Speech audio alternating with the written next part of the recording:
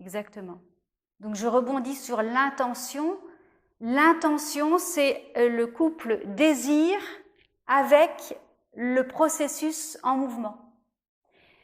Par exemple, si j'ai le désir de lever le bras, mais que j'ai pas le mouvement avec, ben il va rien se passer. Si je n'ai que le mouvement, mais pas le désir de lever le bras, à moins d'un réflexe, mais là il y aura un désir de, par exemple, il y a le feu, je lève le bras pour éviter la flamme, mais malgré tout, c'est un désir involontaire. Mais il y a besoin de ces deux couples-là. Le désir, lui, il est porté sur le but. Le but, c'est lever le bras.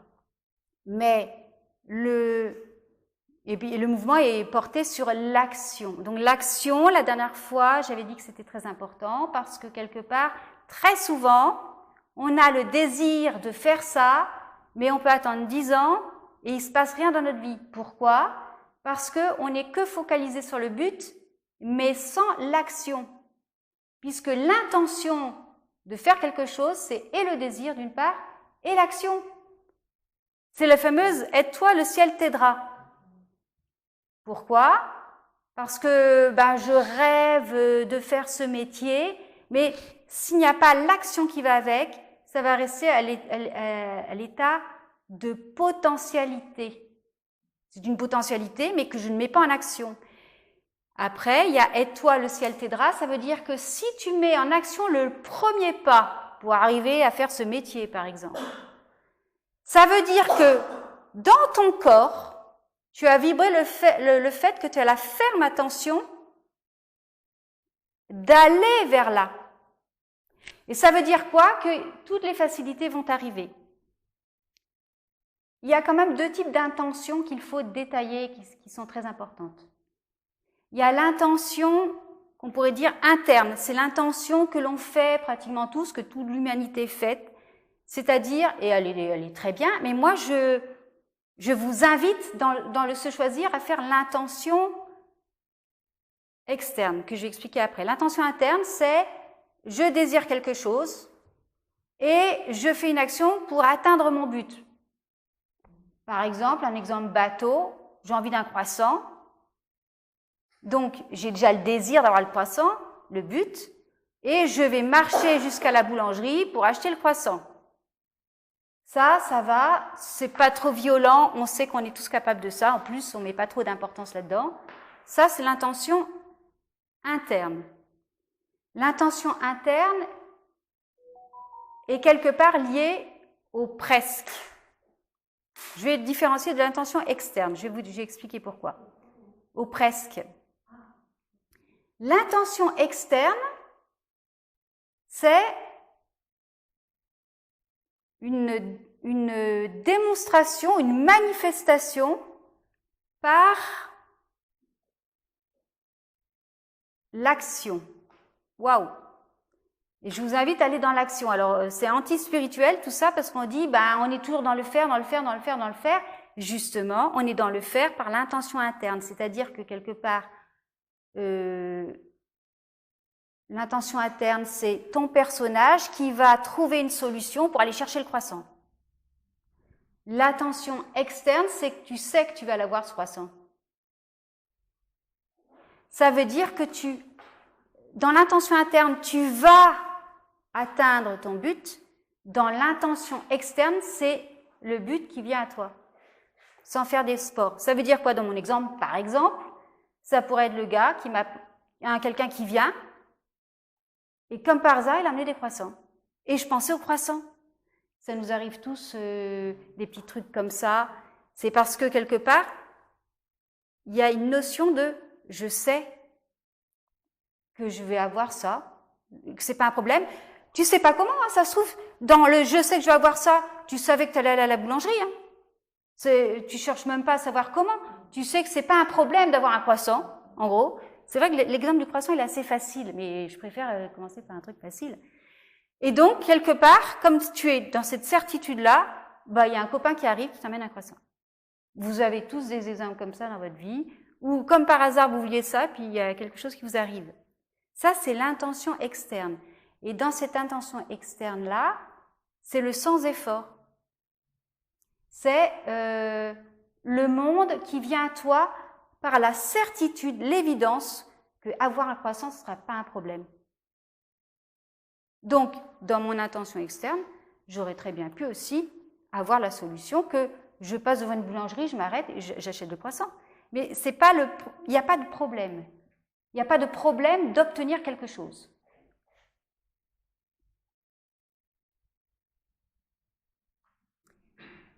Et en règle générale, dans notre monde, on fonctionne très souvent par intention interne, c'est-à-dire notre volonté d'agir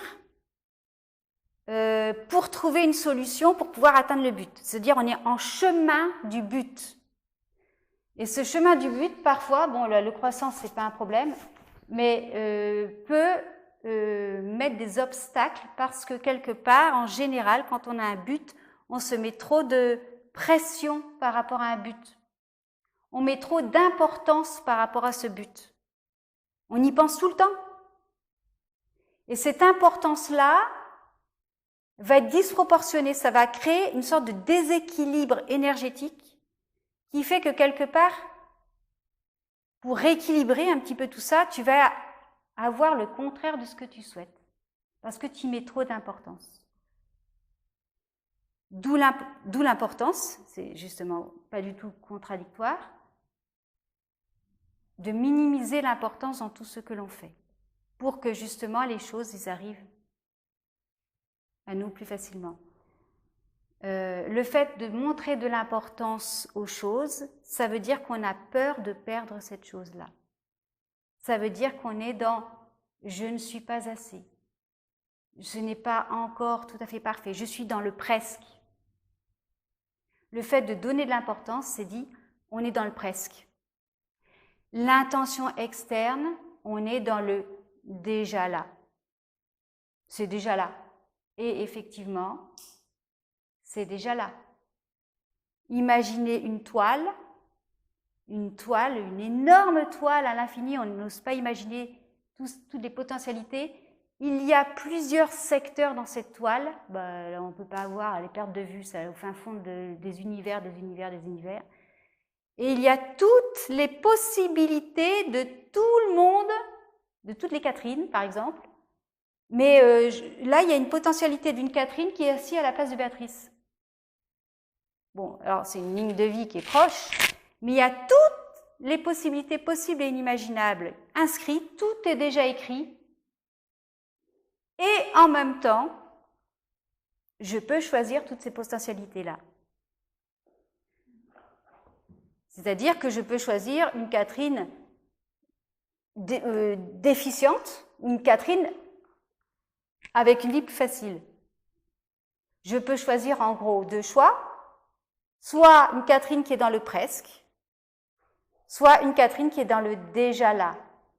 Et je vous invite de plus en plus à être dans cette version de vous-même du déjà là, chez les mêmes, c'est pas la même forme, mais c'est les mêmes,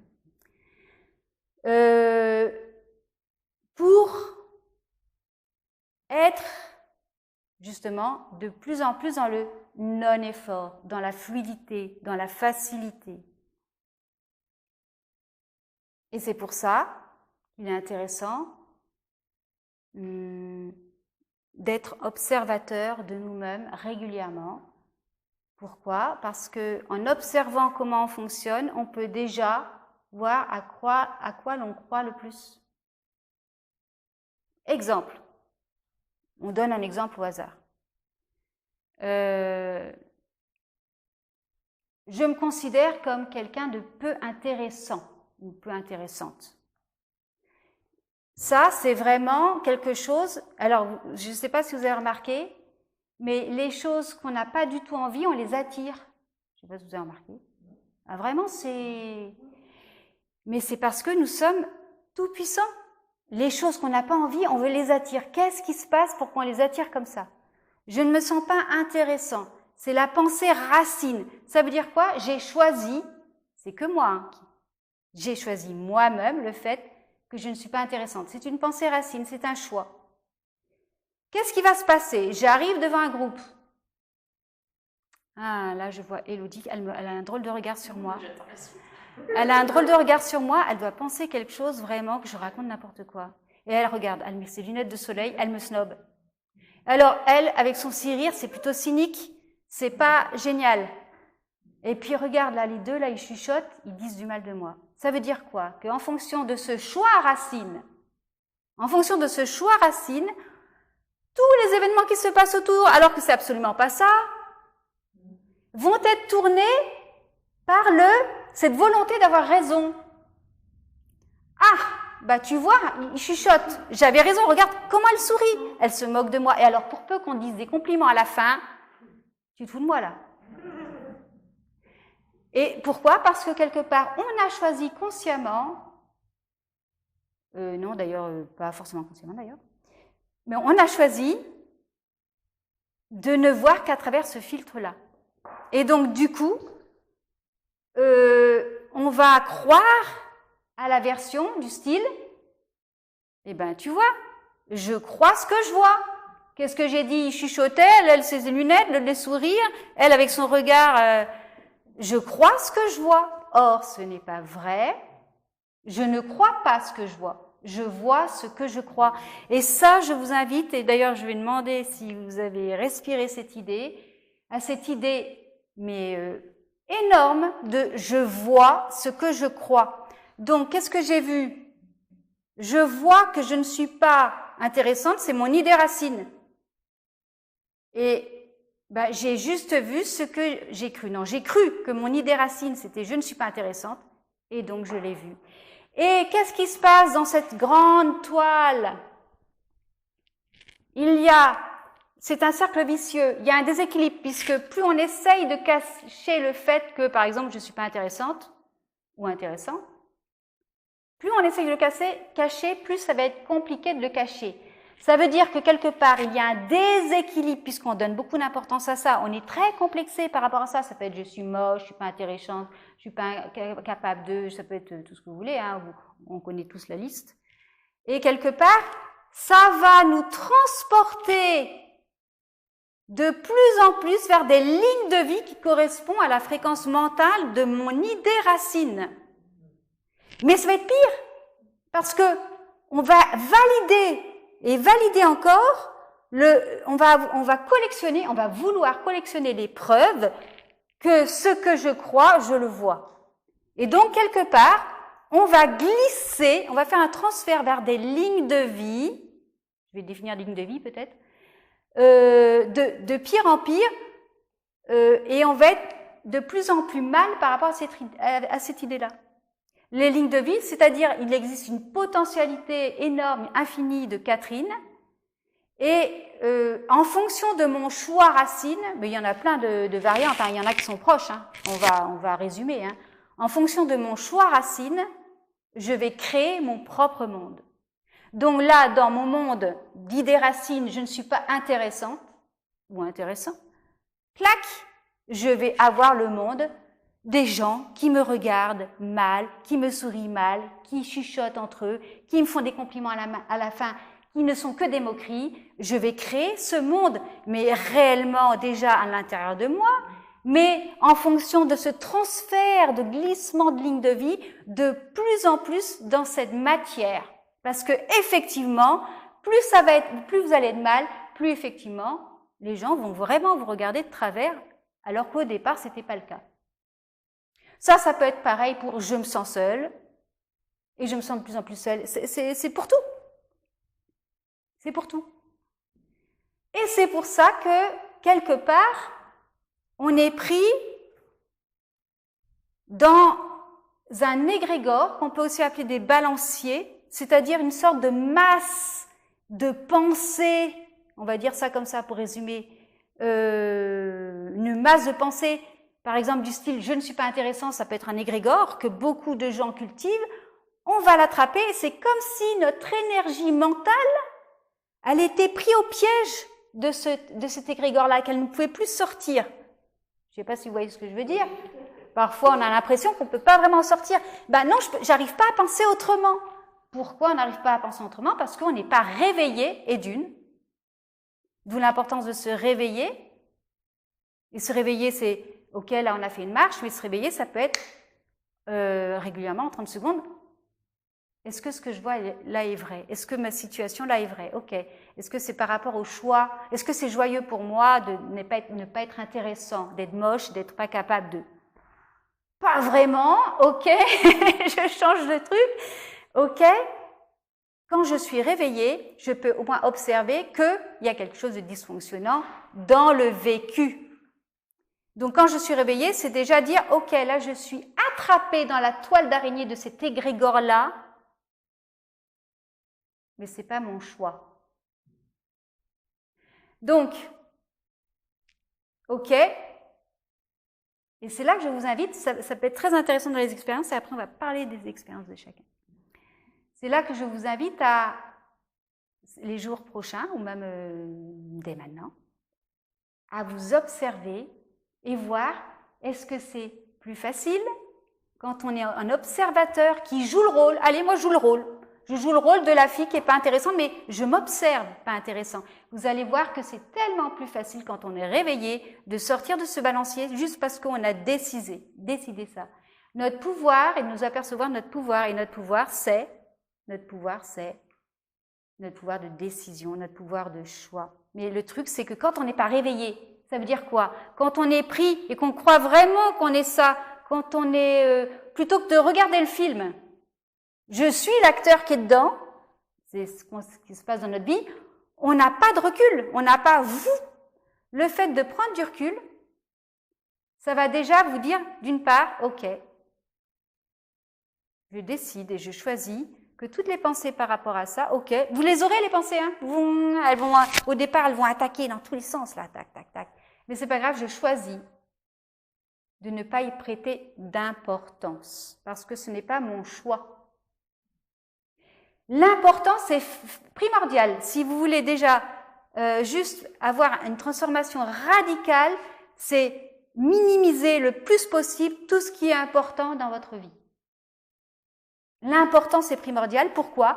Parce que le fait de ne pas trouver important les choses ne va pas créer au moins ce déséquilibre-là, qui fait que vous allez avoir une claque du style, le gars qui est trop arrogant, il se donne de l'importance, et bien à un moment donné, comme c'est biaisé, comme il a peur de ne pas être important quelque part, hein, et ben ça va être, il va se ramasser une claque en étant ridiculisé, en tout ça. Le gars qui est super timide, il va se dire, allez, j'y vais, mais en fait, il va donner d'importance à sa timidité, et quelque part, il va forcer le trait, ça sera pas naturel, c'est le retour de la médaille. En fait, c'est un équilibre, comme ça. Le fait de minimiser l'importance sur chacun de nos sujets va changer radicalement votre vie. Pourquoi? Parce que vous allez aider cette intention externe à venir à vous. C'est-à-dire, vous allez aider le fait que le but vient à vous. Pas besoin de savoir comment. Ça ne veut pas dire que vous n'allez pas faire des actions. Aide-toi, le ciel t'aidera. Mais là, c'est un choix aligné avec ton corps et ta tête. Et d'ailleurs, parlant d'alignement, nous choisissons tout ce que nous devons faire là. Ça, on l'avait vu la dernière fois pour certains, ceux qui étaient là. Tout ce que nous voyons dans notre vie, c'est nous qui le choisissons, c'est nous qui le créons. Et ça, déjà, c'est la base, c'est le postulat. Nous choisissons tout, c'est notre pouvoir. Et si ça, c'est pas un postulat respiré, ce que je vais vous dire là, ça sera une conversation de salon et pourquoi pas, plus tard, ça germera. Mais tout ce que l'on vit dans notre vie, c'est nous qui le choisissons par nos idées racines, mais souvent on ne s'en rend pas compte. Et tout ce que nous vivons, même les choses pas ouf, est aligné avec notre tête et notre corps. C'est dans la présence, c'est un alignement parfait. Alors comment ça se fait que la présence nous donne des trucs pas géniaux, du style je suis pas intéressant, je suis moche, je suis pas capable de... tout simplement parce que c'est notre choix et que la présence, c'est notre force. Elle est là tout le temps. Tu as décidé de ne pas être intéressant, tu as décidé de ne pas être capable, d'être moche et tout ce que vous voulez. Eh bien, tu es servi sur un plateau, c'est ton choix, tu as ça. C'est pour ça qu'on attire irrémédiablement les choses qu'on ne veut absolument pas, et de façon évidente, c'est une évidence. Ça peut être très évident qu'il y a des situations où je ne suis pas intéressant, mais vous le vibrez, et votre mental et votre corps le vibrent. C'est une évidence. Ça peut être autre chose pour vous. Franchement, il y a des dossiers, il n'y a même pas à discuter, il n'y a même pas d'opposé à ça. C'est évident que je ne suis pas intéressant. C'est évident, un défaut de votre propre trait de personnalité. Et ça, vous le vibrez. C'est aligné, donc forcément, vous allez vibrer. La bonne nouvelle, c'est que quand on sait tout ça, quand on est dans notre observateur, et quand on met moins d'importance, on peut choisir autre chose.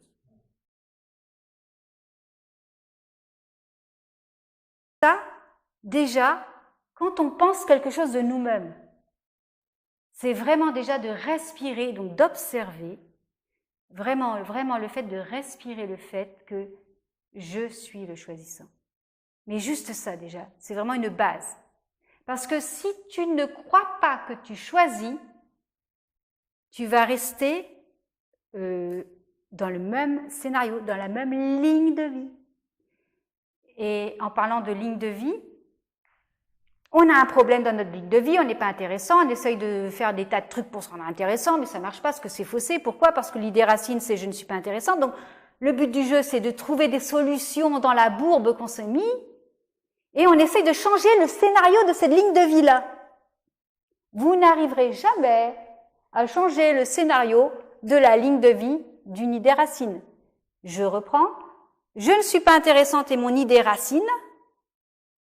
Je pourrais me débattre pour changer le scénario, je n'y arriverai jamais. La seule façon de changer de scénario, c'est de changer de ligne de vie. C'est-à-dire, la seule façon de changer le scénario, c'est de changer le choix racine. Pourquoi? Parce que là, dans la ligne de vie, je ne suis pas intéressante, vous allez trouver une façon, parce que vous en souffrez, une façon de combattre ça, soit de cacher que vous n'êtes pas intéressant, soit de surinvestir là-dessus, enfin bon, ce ne sera pas terrible. Et quelque part, vous allez donner de l'importance à ça, parce que c'est vraiment une souffrance pour vous. Et vous allez vous battre là-dessus. Ça veut dire quoi? Que vous allez nourrir l'égrégore, on dit aussi balancier, de tous les gens qui pensent ça. Vous allez le nourrir. Que vous soyez pour ou contre, vous allez le nourrir. Et vous allez donc créer un déséquilibre et vous serez encore moins intéressant. Glissement de ligne de vie plus proche, mais encore pire. Tac, tac, tac, tac. Tout simplement, vous ne pouvez pas changer le scénario. Vous allez trouver une solution dans votre monde, intention interne. Je me mets en mouvement pour essayer de trouver une solution avec combien d'efforts, on connaît tout ça, bof, pas intéressant. Changeons de choix. C'est pour ça que je t'invite à respirer. Si on choisit de ne pas choisir, on se retrouve dans une impasse.